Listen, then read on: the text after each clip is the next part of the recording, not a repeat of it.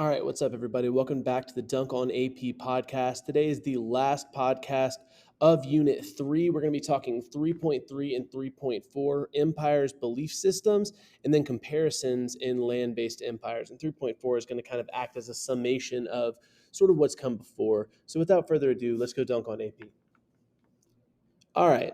So, to get started here today, we're going to be talking about the Protestant Reformation. And that really is if you're going to remember one thing from 3.3, you need to know the Protestant Reformation. Of course, this starts with Martin Luther, a German theologian who writes the 95 Theses attacking abuses of power within the Catholic Church in 1517. Now, of course, you need to remember with Martin Luther, this guy is not setting out necessarily to be a revolutionary.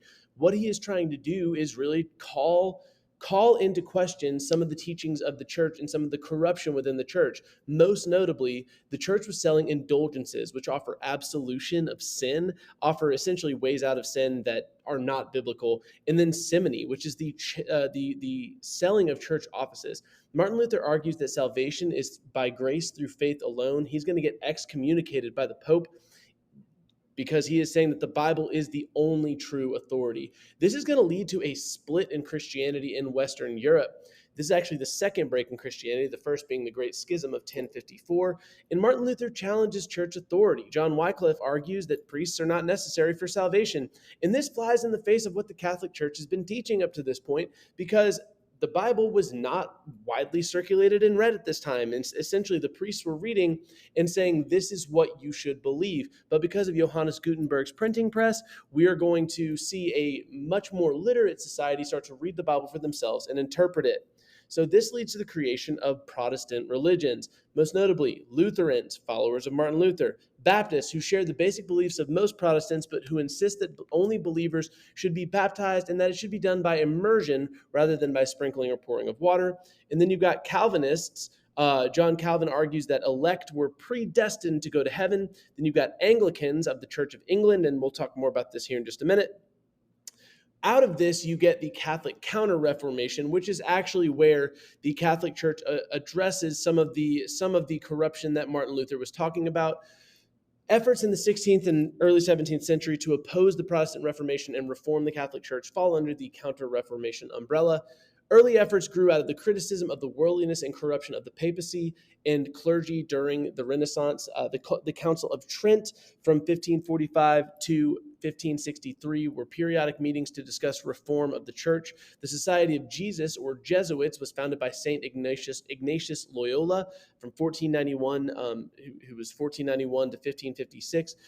Rigorous religious and secular education.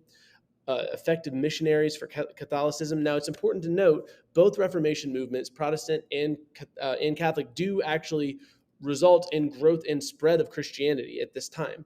Now, reform outside of Germany and England, you've got King Henry VIII, who ruled from 1509 to 1547. He has conflict with the Pope over a requested divorce, and when the Pope will not grant him one, he actually forms his own church, the Church of England, and actually becomes its head. And this is a big, major issue.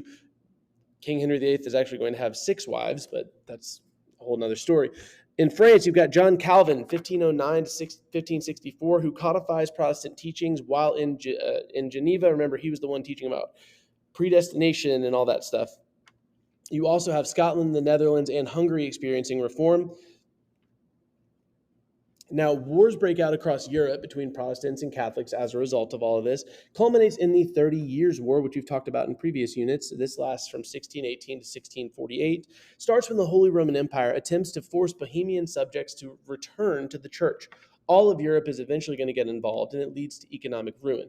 It also leads to the Peace of Westphalia, which allowed each area of the Holy Roman Empire to select one of the 3 religious options: Roman Catholicism, Lutheranism, or Calvinism. Locks in France. This is going to lock in France, Italy, and Spain as mostly Catholic. Northern Europe is Lutheran or Calvinist, and England is Protestant with a state church. Now, a reminder that these are divisions of Christianity. They're not religions in and of themselves. Now, moving on to the Middle East, you've got the Ottomans versus the Safavids. They are battling for control over the region. And of course, this is important because the Ottomans are Sunni Muslim and the Safavids are Shia Muslim. Now, you've got increased tensions in Islam. Political rivalries intensify at this time. The Sunni Ottomans and the Safavid Shia are fighting over territory and the appropriate religious doctrine.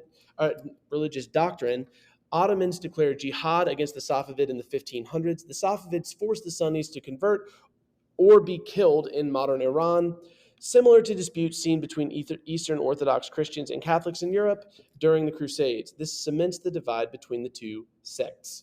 Now, syncretic religions, you've also got this. And remember, this was a big way that the Mughal Empire in particular is going to administer its power. Sikhism arises in India. It is a mixture of Muslim and Hindu interactions. Now, of course, particularly the Sufi persuasion of Islam that's a little bit more mystical, right, in India. Then you've got Din-e-Ilahi, which means divine faith. It was created by Akbar, combines elements of Islam, Hinduism, and Zoroastrianism, but some aspects also taken from Christianity, Jainism, and Buddhism. And so these are the big things that you need to know about religion at this time. Of course, you've still got splits. You've got splits in these religions. But that is going to be a massive thing as we start to look at the more maritime empires in the next unit, in Unit 4, because it's going to lead to why a lot of people want to leave Europe at this time and perhaps go seek their fortune somewhere else. Also happening at this time, particularly in Europe, you've got the scientific revolution, which is the emergence of modern science during the early modern period, when developments in mathematics, physics, astronomy, biology, including human anatomy and chemistry, transform societal values about nature. Now, moving on to the topic 3.4, comparison in land-based empires. Remember, at this time, you've got some similarities. The Ottoman, Safavid, and Manchus, which is the Qing dynasty, and Mughals all utilized gunpowder weapons to create and expand their territories. They have a strong patriarchal structure, and the growing economic and military presence of Europe play a major role in the decline of these gunpowder empires. All of those empires were established by an outside group, Ottomans, Safavids, and Mughals from Turks originating in Central Asia.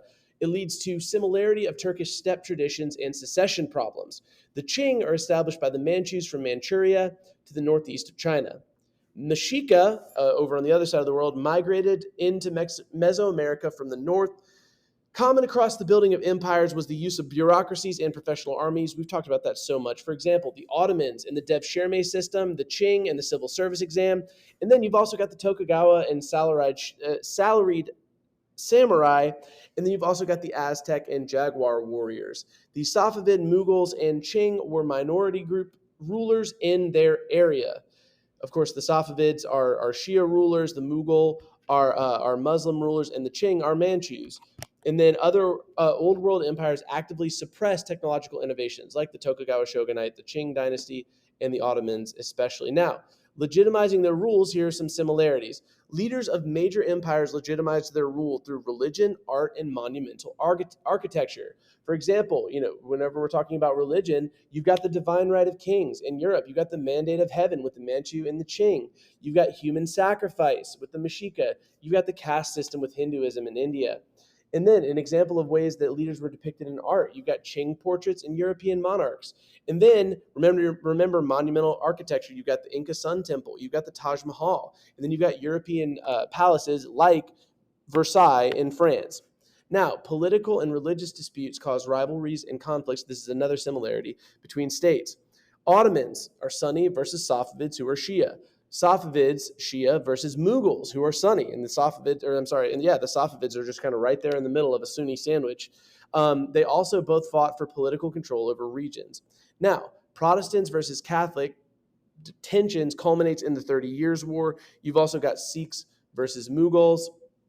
Now, some differences in the empires. The Ottoman bureaucracy and military elites were essentially slaves. Remember, that's what the Janissaries were. They were essentially Christian slaves who were brought in as young boys. Mexica relied heavily on human sacrifice. Mexica and Inca didn't build their empire with the use of gunpowder or cavalry. Of course, they're on the other side of the world. That would have been darn near impossible.